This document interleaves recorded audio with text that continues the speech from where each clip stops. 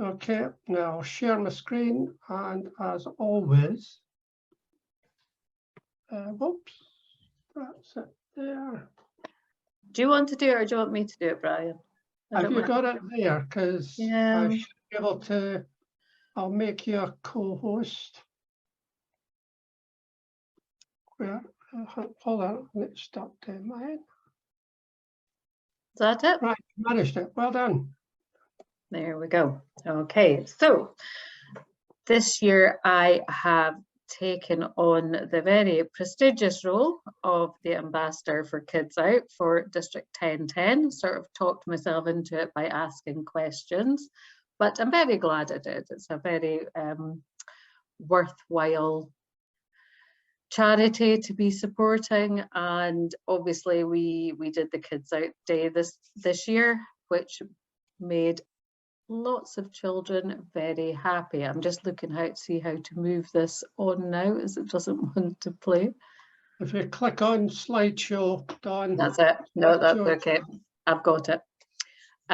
So this is Dawn Chalmers, District 1010 Hub of Opportunities Kids Out Ambassador, and I am also the president for Hub of Opportunities, which covers District 1010. So a little bit about the Kids Out charity in the background. It covers 25 districts. There are 21 Rotary District Kids Out ambassadors, so I think there's obviously still 4 short. It started in 1990. I was thinking that wasn't very long ago, but actually that is some few years ago now. The charity works very closely with local government, childcare services and women's aid, which we'll come on to a bit more later. It originated and promotes world stories, which I won't talk about today, but if you go onto the website at the bottom there, you'll see about these other things. It designs and funds these FizzPods, which are sensory rooms, provides free toys, cinema and pantomime ticket. There's the annual Kids Out Day, which anybody that's round about Aberdeen will certainly know about. It's quite a big one up here, which is the second Wednesday in June. Christmas Toy Box Initiative, and obviously there's the details there for the Kids Out website, so I would encourage you to go and have a look at that and look at all the information on it. So the Toy Box Initiative, which is very much to do with Christmas, is looking at the initiative that every refuge, every child should have some gifts for Christmas. So clubs are asked to donate £25 to Kids Out for every Rotary toy box. Each toy box then is filled with £80 of new toys. So the Kids Out charity then adds £55 on top of the £25 that the club donates. And these are sorted by age and gender, and they're sent to every child that is residing in a UK domestic abuse refuge at Christmas. So I don't know if anybody's sort of familiar with children that are fleeing domestic abuse or families that are fleeing domestic abuse, but they often have to leave very quickly. It's more often than not, it seems to be during the night, and quite often they just have to leave everything behind. So they're leaving without any toys, generally the clothes that they stand up in. So I suppose if you look from the children's point of view, they've pretty much lost everything that's familiar to them. And even the perpetrator is another thing that they have lost that's familiar to them. So providing a box of toys for Christmas is just a really, really small thing that clubs can give to just make life a little bit easier. And it also, obviously, the parent that flees is obviously under great stress because they've obviously had to take the decision to leave and leave everything behind, and they're always under immense pressure at the situation that they've found themselves in. So I would have to say, for such a small amount, £25, not only are you improving the life of the child, but you're also improving the life of the the parent that's had to flee to. So Christmas 2021, the clubs across Britain donated over £76,000, which made sure that 5,700 children received Christmas toy boxes. And now we want to do it all again for 2022. So the link there at the bottom will take you to register for your club to donate to the Toy Box Initiative. So I would again very much encourage you all to do it. So just some statistics around the toy boxes and refuges. So these are a bit older, 2020. In the UK, over 20,000 children fled domestic violence and had to seek sanctuary in a refuge. Over 4,000 of these children were relocated away from the abuser. So that's after they've come out of the refuge. We're going to hopefully we're going to go on to do some work with these children that then move on in other years. But for this year, we're just sort of sticking with refuges. So these are obviously classified as the UK's most vulnerable children. In District 1010, there are 14 refuges, housing approximately 214 children or young people at any time. So although your club may not be right beside a refuge, if they had to flee, they would land up in one of these 14 refuges, because there are only 14 to cover the entire of District 1010. So I would say don't let the fact that there's maybe not one within 20 miles of you put you off your club donating, because children from your area, your locality, would end up in one of these 14 refuges. Also, if you go on to the Kids Outside, you'll see the Giving Tree appeal. And this is mainly for businesses who can register. So for any of you that are still working, that can, maybe your worker looking for something in some way to donate. I won't read out this entire slide, but again, it's how Kids Out can add to whatever corporate sponsorship is given.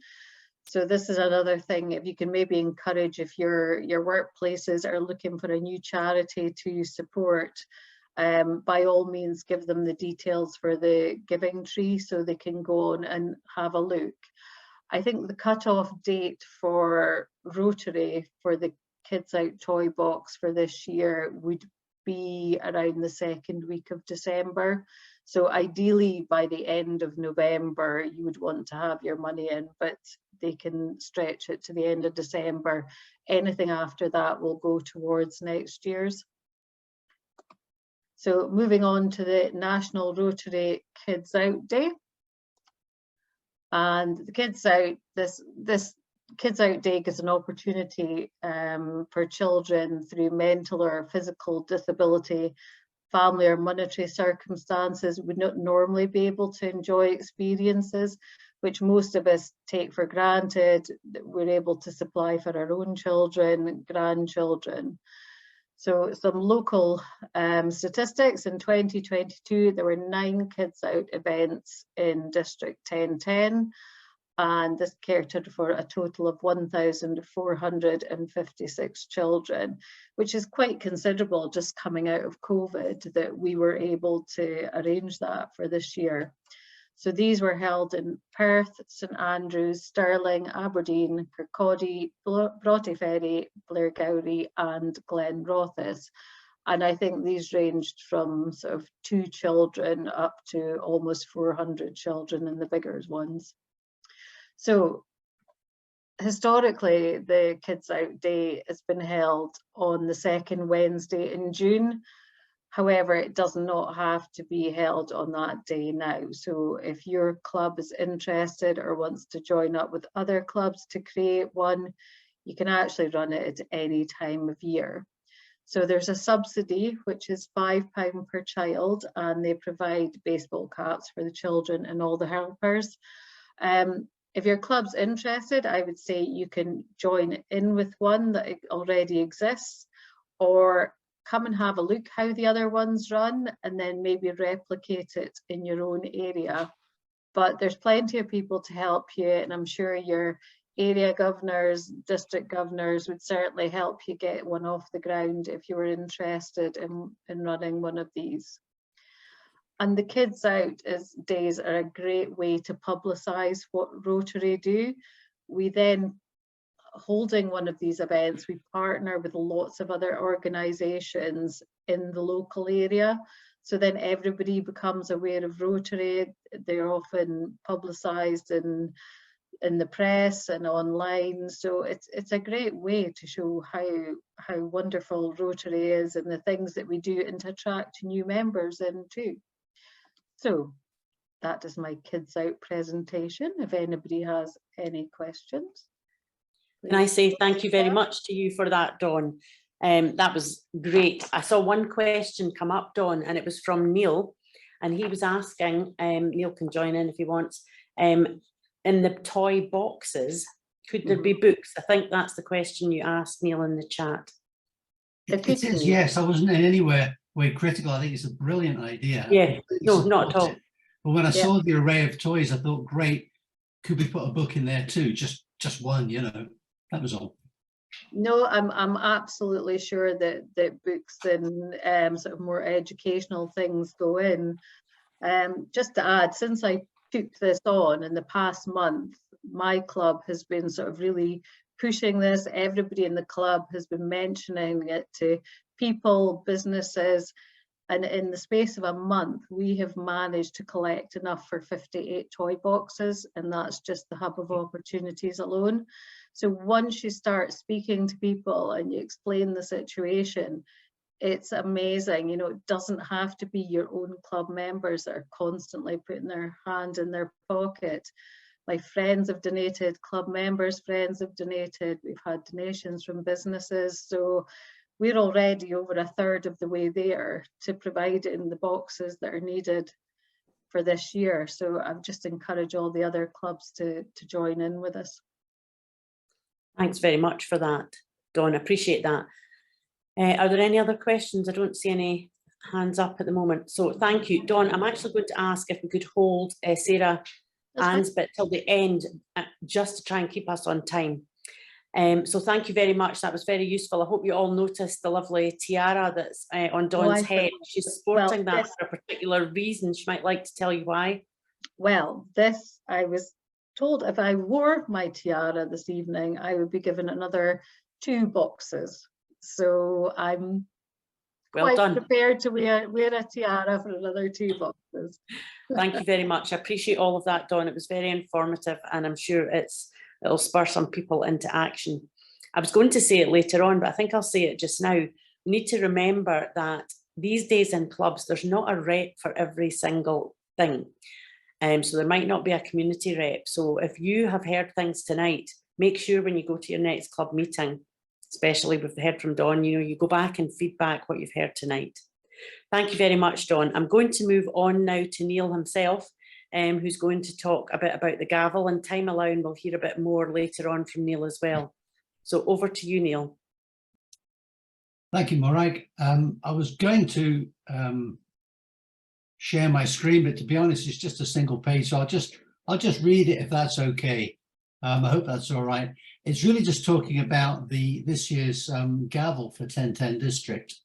Last year, 21-22, was quite a challenging year because a lot of people hadn't really got to the point where they were willing to meet face to face. But people were pretty sick of having the competition as a pub quiz over Zoom, which is what it was the previous year. So we had a fairly small attendance. There were 40 odd clubs participated last year. The finalists were Bucky and Anstruther, and Anstruther were the winners. Presented them with their award back in September. And by driving through there to give it to them in person, I was lucky enough to be given a fish supper. So well worth the effort, I thought. What we have this year is a lot more participation. We've got 59 clubs so far, and a couple are still saying, oh, maybe Zion, maybe no. But the fact is we've got 59 clubs. It's a complete return to face-to-face events, and everybody's thoroughly enjoying that. Round one is in progress at the moment. That is the knockout stage where you could get 3, 4, even 5 or 6 clubs at a single event. And quite chaotic. The one in Dunfermline last week with 4 clubs in one room at one time was exceptionally chaotic. I blame myself. But we came out of it with a winning club. So that was a result. 59 clubs, as I say, this year taking part. Divided into 15 groups. 9 of those groups have now completed the first round. So there's only 6 to complete.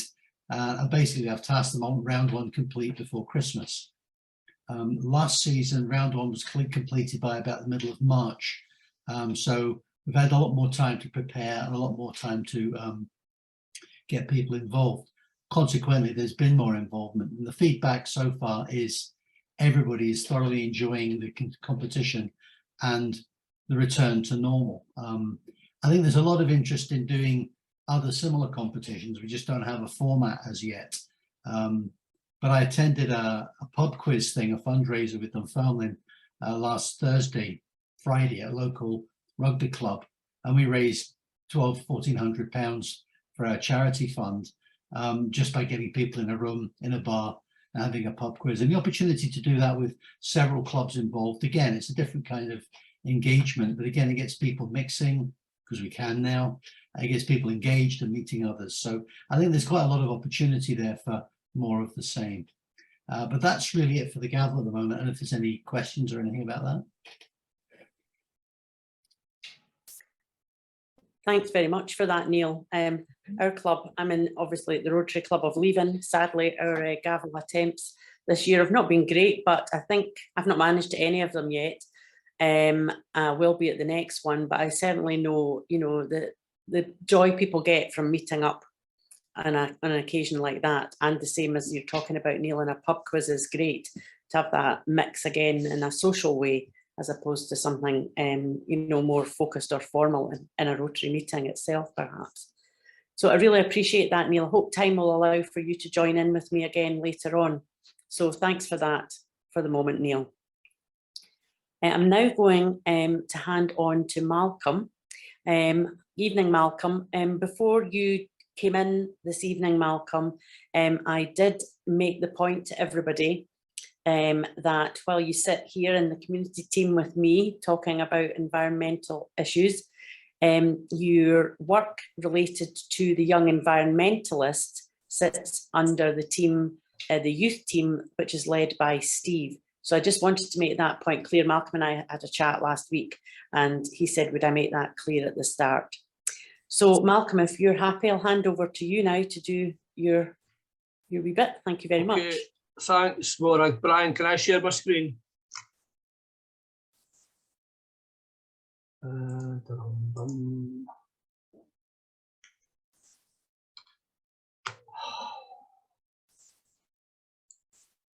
Right, this will be brief and you'll ignore the low systems notice if you're seeing it. A number of points to make. I want to arrange 3 environment-focused Zoom meetings. This is general community, etc. I want to try and have 3 focus meetings. The first will be on Sunday the 11th or the 27th of November, which is a Sunday. I'm going to have it at 4 o'clock in the afternoon because I know that no Rotary clubs will be meeting at that time. So in the vain hope that 1 or 2 might join, it's going to be then, and at that meeting we'll decide the date of the other 2. I want to promote, as Morag said, the Young Environmentalist competition, but I have simplified guidelines from a Rotary district in England. I'm still waiting to hear the results of last year's Young Environmentalist competition. It doesn't seem to be coming in. Anyway, that's a separate issue. I'd like to encourage each area to identify an environment contact, and I'll do that by contacting the AGs to see if that's possible. To promote Treacly.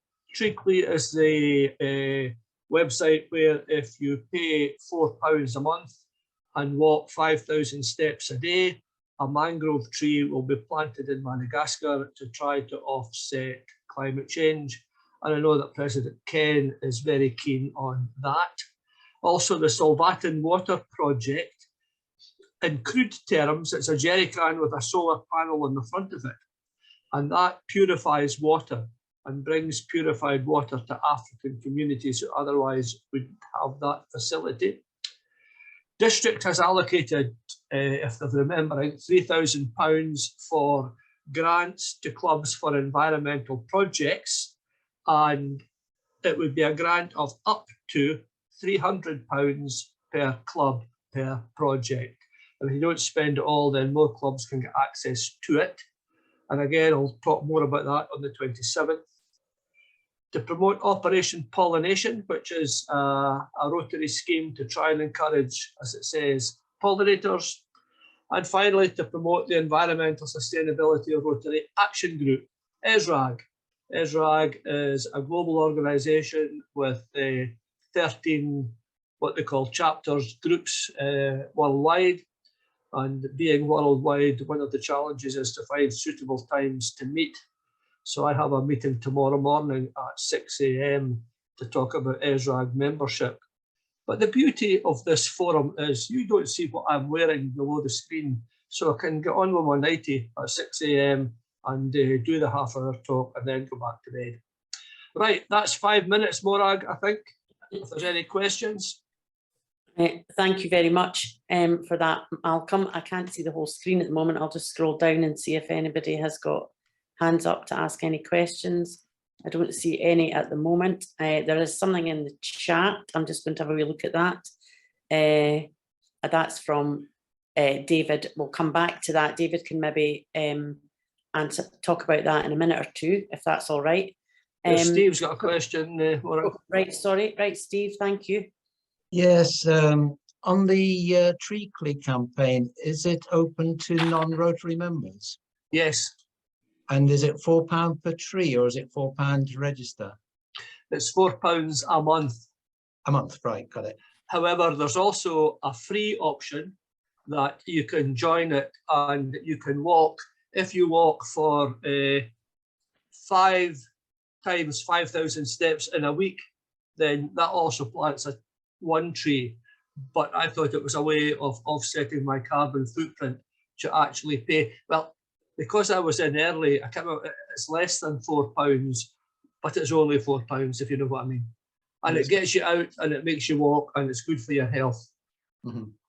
I wish I could walk. I've got a bad foot, but I know a dog walker that does a lot more than 5,000 a day. Get them to sign up. Yes, that hence the question. Thank you.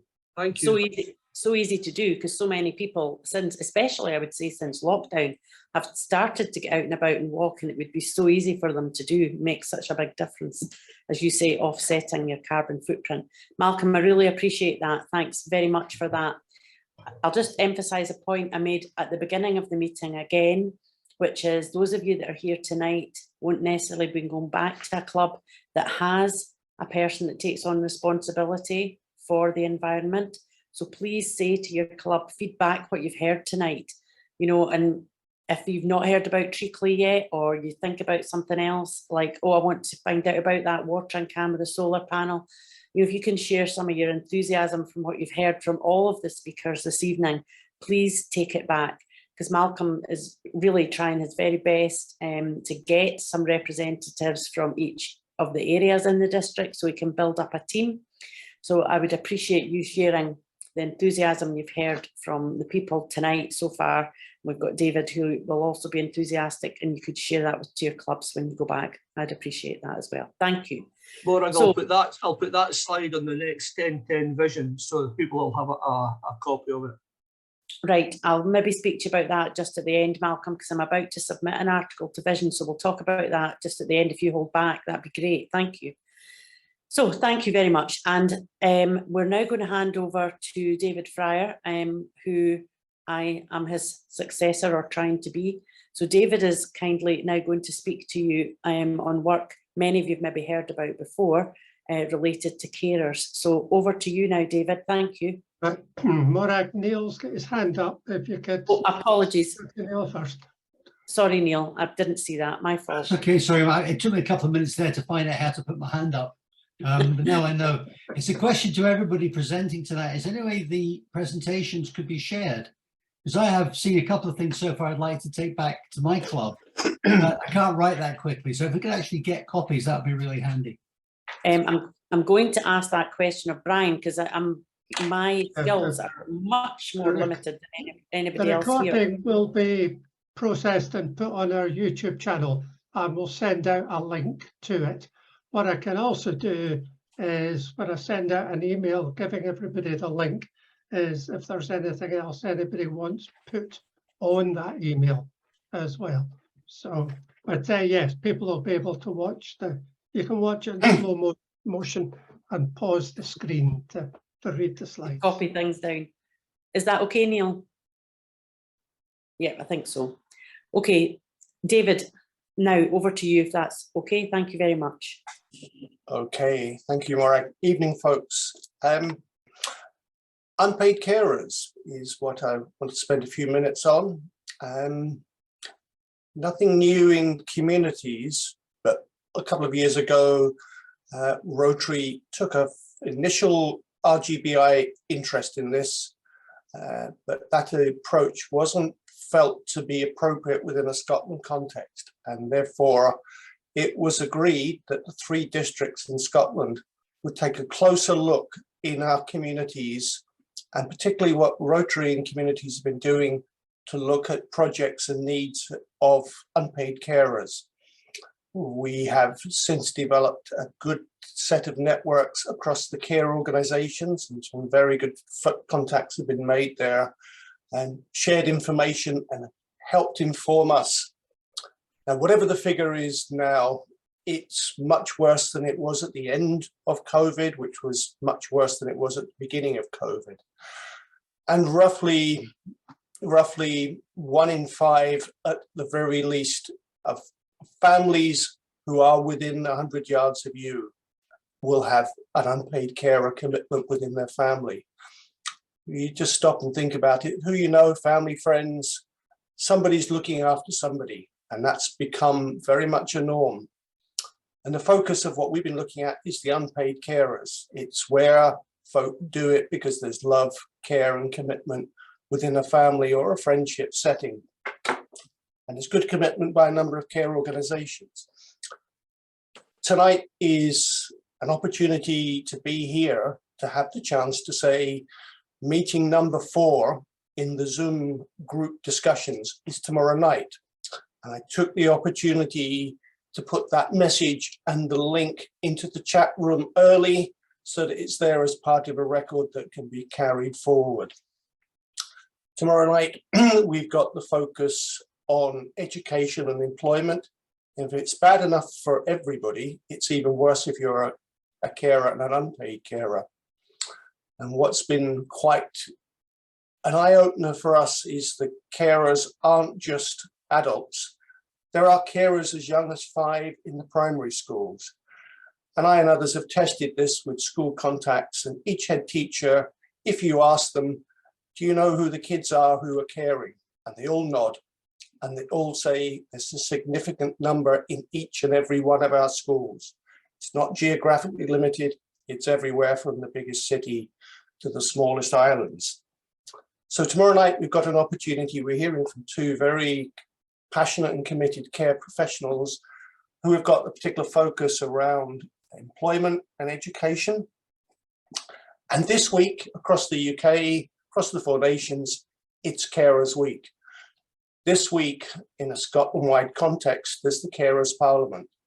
That's this Wednesday. It doesn't always get the biggest mention because it's not the highest profile thing that's happening in this crazy world we're all living through. There's so much happening that's immediate and affects us all. But for those folk, those many, many folk who are affected by being unpaid carers in their families, it's very real, it's very much an issue. So please, what you can do from tonight is follow some of the care organisations, look up the references that are on Facebook and Twitter about Carers Week, and follow. Do also check on the district websites. There are the links to the first 3 Zoom meetings. Some of them have been very enlightening, very informative, sharing links to the carer centres. And most importantly, and it would be shame to rush on and not stop and mention it.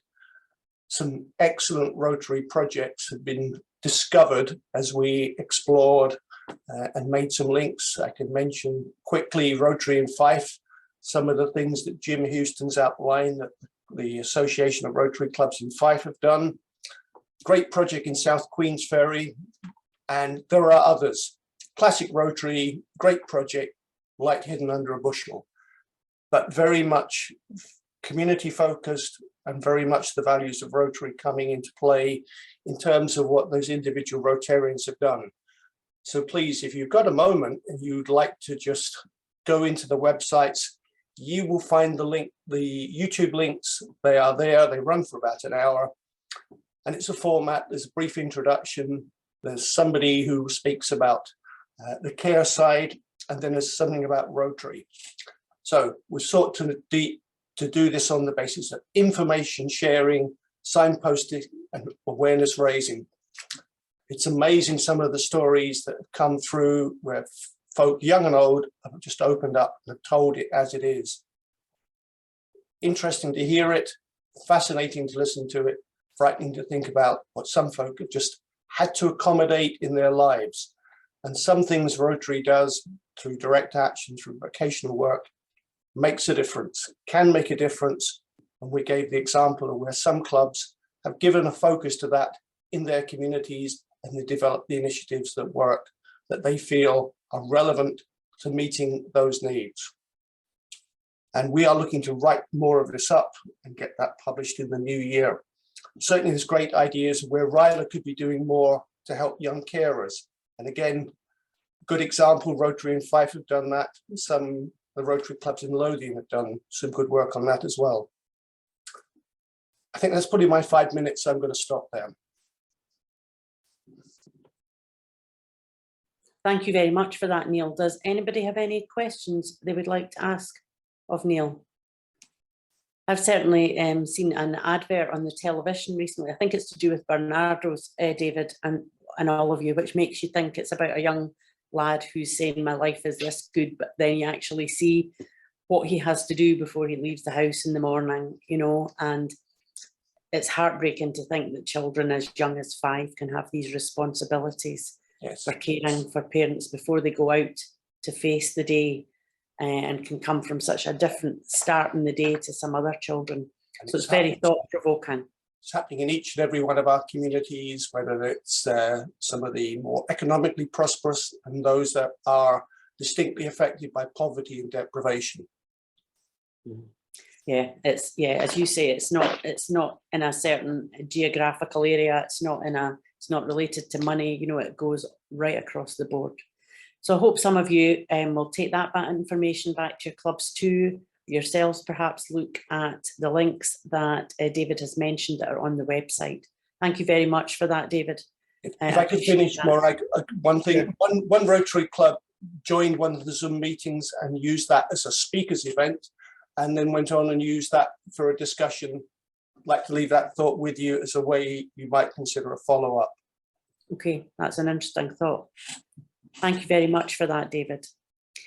Now, I thought we might be short of time, so I thought I might do the Sarah Ann bit, but we have got plenty of time at the moment. So I'm going to hand back to Dawn, who has kindly said that she would talk on behalf of Sarah Ann. Sarah Ann's been asked to drive over to the West Coast and to do some work and is unable to join us this evening. But Dawn, I think, would like to pick up and talk about Sarah Ann's work in social dreaming. Thank you, Dawn, appreciate this. No, that's not at all. She just emailed me yesterday to say she couldn't do it. Would I take over? But that's fine. I'm not sure how I'll be in answering the questions. Sorry, Brian. I've got the presentation if you want me to run it. I've got it here. That's fine. You've got it there. Yeah, I can share it.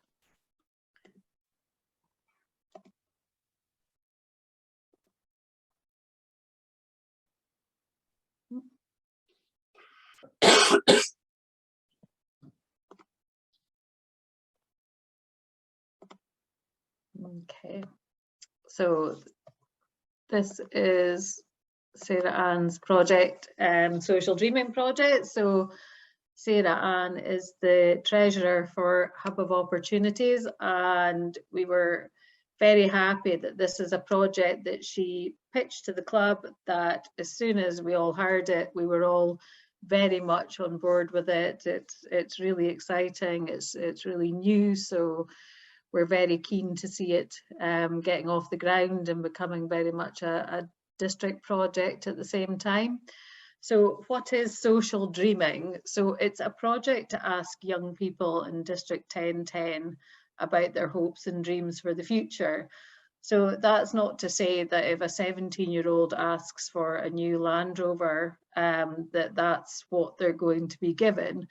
It's very much how they see their community, how they see their environment, what sort of things that they would like, and then how we connect that with the action of Rotary clubs, and maybe not bring all these things to reality, but how we look to going forward with what young people are hoping for, and how we then maybe progress or we assist them to make these dreams a reality.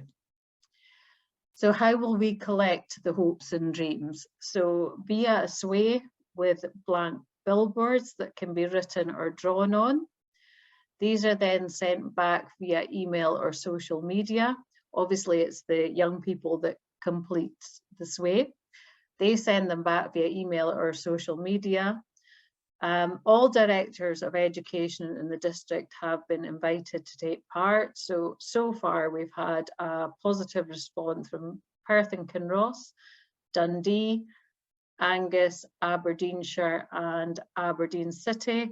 And reminders are going out to the local authority areas next week to find out if they're also interested in taking part.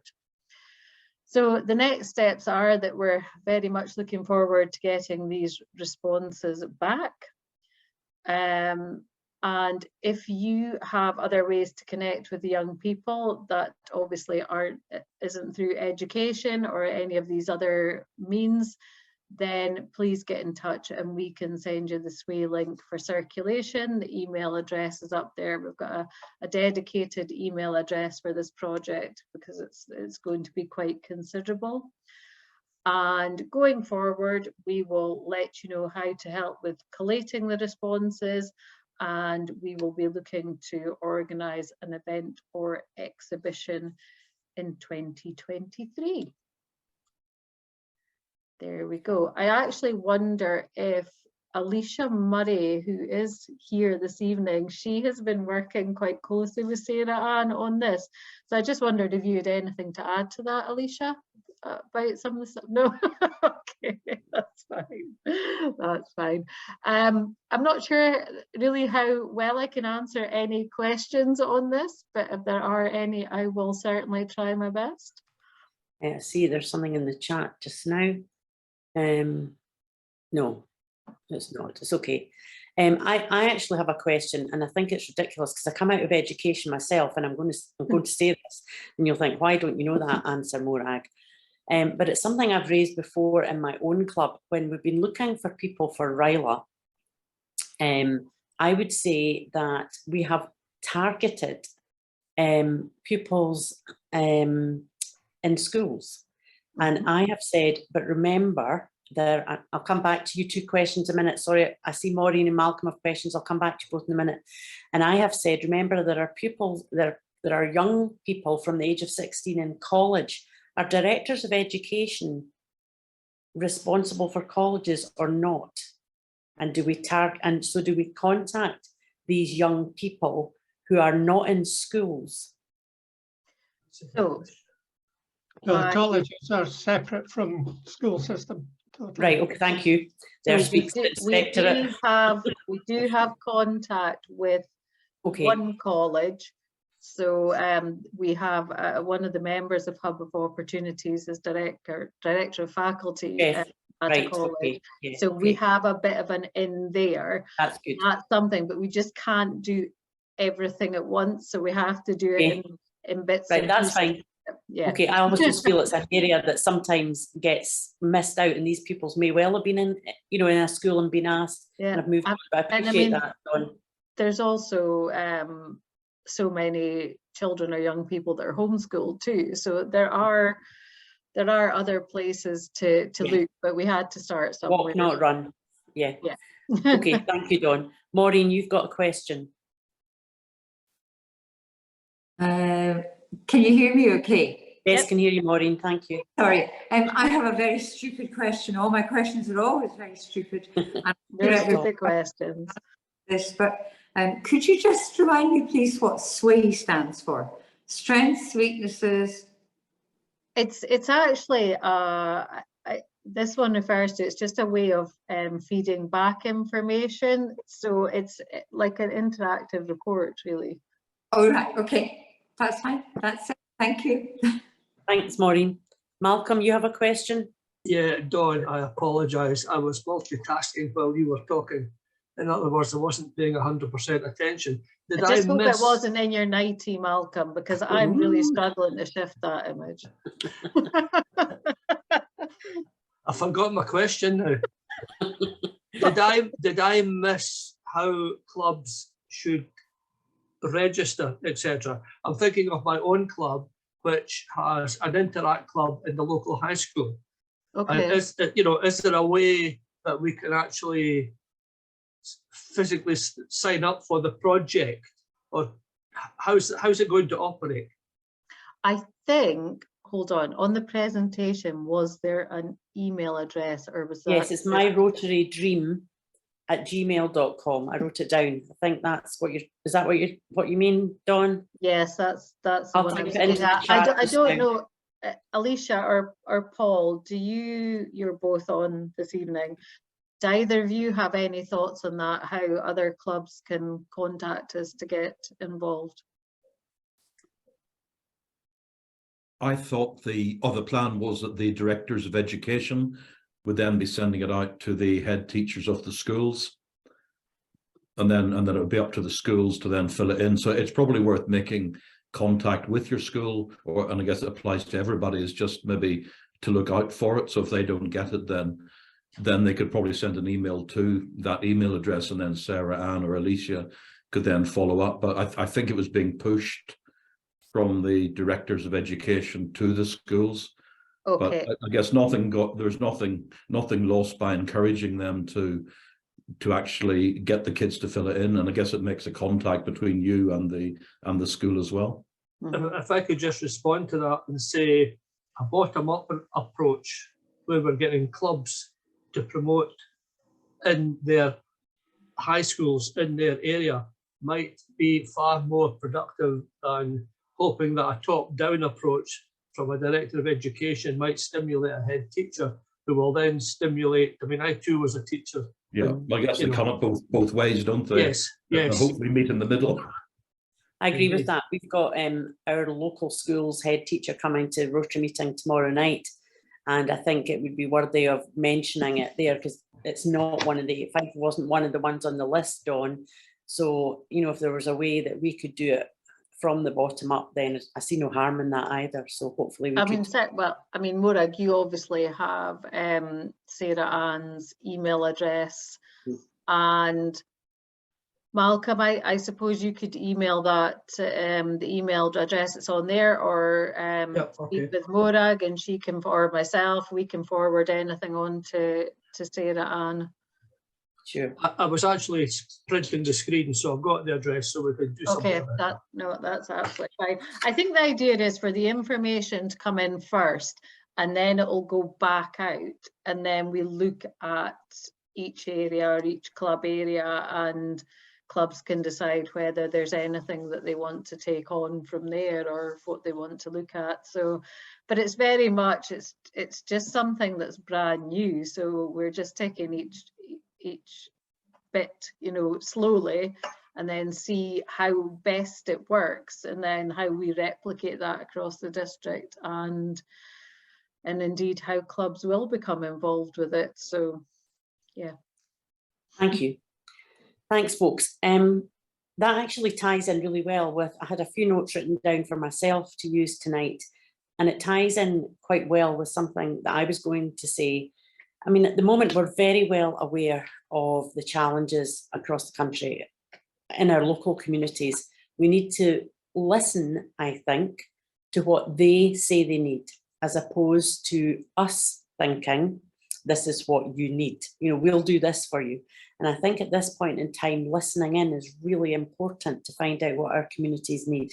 As an example of that, in the community I stay in, I'm in the Rotary Club of Leven, I heard that the area where I stay are setting up some warm spaces. And 7 days a week, there will be a place in the community where you can go, and it's mainly at lunchtimes, where you can go along and get a bowl of soup. Now, it's not in the main new places opening up, it's places that are open already, and they're going to stay open for an extra hour, and they're going to provide a bowl of soup. I volunteer in the local library, so if I take that as an example, the library will stay open. It's run by volunteers for an extra hour, but you could come along anytime when it's open and sit. You might come when you wouldn't have done that before, and then stay on and have a bowl of soup at the end. So what our club has done is we've bought 2 soup kettles, keep soup warm, they're going to be placed. One is actually going to go into the library and one will go into another of the venues. So hearing what people are saying they need and responding to that, I think, is something we should all be thinking about just now. And maybe in your communities that's happening already. Maybe you've already heard that there are a variety of different activities going on to help people stay warm, because that's a challenge for many people who are worried about their heating bills, worried now the cost of food rising, you know, and know they can go somewhere warm and get a bowl of soup in the middle of the day. I think it's a great idea. So I wanted to mention that. You've heard me go on before about hot water bottles. I think they're great things too, that could keep people that couldn't put their heating on warm. People have said to me, yes, Morag, but you need to heat the water bottle. I get that, but that can keep you warm for quite a long time in the day. So that's kind of my bit, you know, to say, I think we could perhaps be thinking about what could we do by listening to our local community.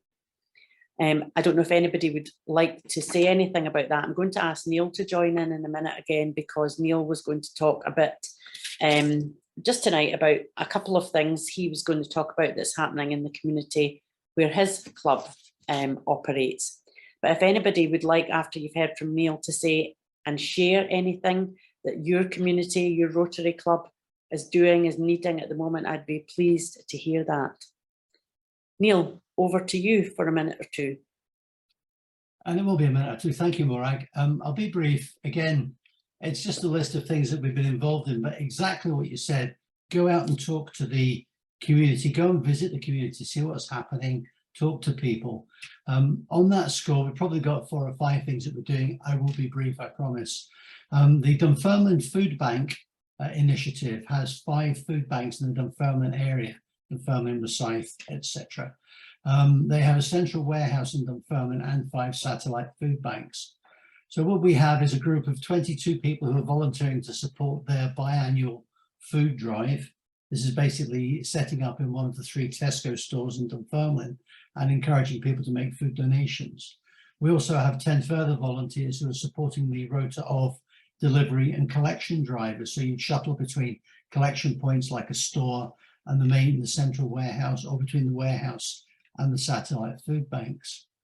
In addition to that, because we had such a good talk from the lady who runs the Dunfermline Food Bank, it actually motivated one of the guys in Rotary to get everybody to donate 1 or 2 bags of groceries. We collected half a ton of food that way, and it was costing members like £10, £12 each. But you could donate half a ton of food, which made a huge difference to what they had in the food bank store. Some of the other things we've picked up with an organisation called Handpicked. Some of you may be familiar with it. It was kicked off by C.R. Smith, and this is to provide mentoring and training for soon-to-be school leavers in how to write a CV, how to write a cover letter, how to prepare for an interview. It's stuff that you absolutely need if you want a job after school or after college, but it's something nobody teaches. It's not in any curriculum anywhere. So again, this was seen as something that we could certainly get involved in. Other things we're doing, we have a daffodil tea once a year during April, usually around Easter Sunday, where 25 to 30 local seniors will be given tea and cake and somewhere warm to sit for a little while. Last January, we installed a defibrillator locally, and this Thursday we're all going to get defibrillator and CPR training as something that's seen that nobody really knows how to do this. You're walking down the street and somebody falls over, you might have an idea of what to do. Most people don't. So it's just things where we see gaps in what the community has or doesn't have, and things we might do to enhance that. But in closing, I would say the 4 things that have been mentioned tonight that I haven't talked about, I'm certainly going to go and look at: unpaid carers, toolboxes, environmental stuff, and a warm place and soup kitchen. I think it's an excellent initiative. So I've learned as much as well. So thank you for that. Thank you very much for that, Neil. I think we've all learned things tonight. Yeah. And as I said earlier on, there's not a community rep. There's not. I'll come to you in a moment, David, and both of you who've got your hands up, come to you just now. Please go back and share this. Be great if it enthused some people to come forward to be a rep in a particular area. But I think hearing these stories will hopefully help people to want to engage in the stories we've heard about tonight. David, I'll come to you first. Thank you, Morag. This is a wee bit incomplete, but it's very timely to mention it. I caught it briefly on the radio this morning. It very much ties into what's just being said. And it's something I was becoming aware of, but it's given a context to it. It's a report just been announced. It's got a lead and it's being headed up by Gordon Brown. And it was co-joined with Dr. Rowan Williams, former Archbishop of Canterbury, pointing out that there are many churches, community centres, voluntary organisations that are now struggling because of the cost of living crisis hitting the volunteers. So it's fine in terms of what's being said about all these places that are going to, but you've still got a lot of people who kept things going during COVID and they haven't had a break. They're quite tired and worn out. Maybe there's a challenge here to see how Rotary could identify local community organisations that are struggling just under the weight of what's going on in their communities. And many of those churches and many of those community organisations, they're struggling to work out how they're going to pay the energy bills as well. So there are some people, that's the danger. I wanted to share it here, that it's an opportunity to do that. So thanks, Morag. That saying, well, warm places, who's paying the extra bill for that church or that community organisation to run that heating? So it's something we need to think about as Rotary, because if we're aware of it, there could be ways in which we can help articulate what those community needs are and find ways to offer support as well. Thank you for that. It's really appropriate. I'll just, before I come to you, Steve, I'll just add in, because I've become involved in the warm spaces locally, I know that in Fife Council, there are grants of up to £5,000 for each organisation. You had to apply for that before Friday of last week. We've done that. And that money, you had to put together your bid and say how you would use the money, but that money could go towards heating a building, paying for somebody to coordinate all the work that's going on. So I think that has come from the government and come down the way to the council. So you may find that that is available in your own communities. Just because Fife did it and had a closing date of the 4th of November doesn't mean that might be the same in your area, but it may well be worth looking up and seeing if there is money available in your own area and to make other people aware of it. Steve, a question? Yeah, thanks. Yeah, basically I was just going to mention about the fact that last Christmas time, when we had the storms, we were kind of caught with our trousers down, in as much as there didn't appear to be any setup for disaster response in the local communities. And we know in our area anyway, there were several outlying communities that didn't have power for several days, but nobody knew what to do, where to go if they needed any help. And it was made more difficult by the fact they haven't got any electricity, so they've got no batteries in their phones, TVs or anything. So my thought was that locally we should maybe with the local council set up some kind of response which is publicised in advance of the promised power cuts that we're likely to have this winter. Not only just power cuts, could be floods or anything like that, but. And there may well be these in certain areas. The area I live in, there is one set up, which interestingly will respond in any kind of eventuality. There was a big fire in London Links recently, and that group helped some people needed somewhere to stay. You know, there's various things they were set up and ready to step right in and do.